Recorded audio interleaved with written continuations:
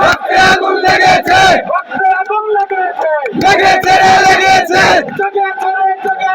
ছাত্র সমাজ লেগেছে,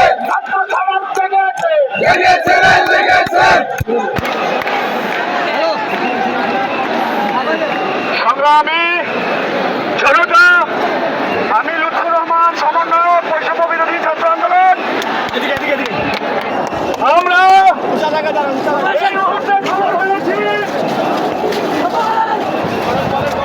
খবর পেয়েছি, রাজনীতি দেশ ছেড়েছে।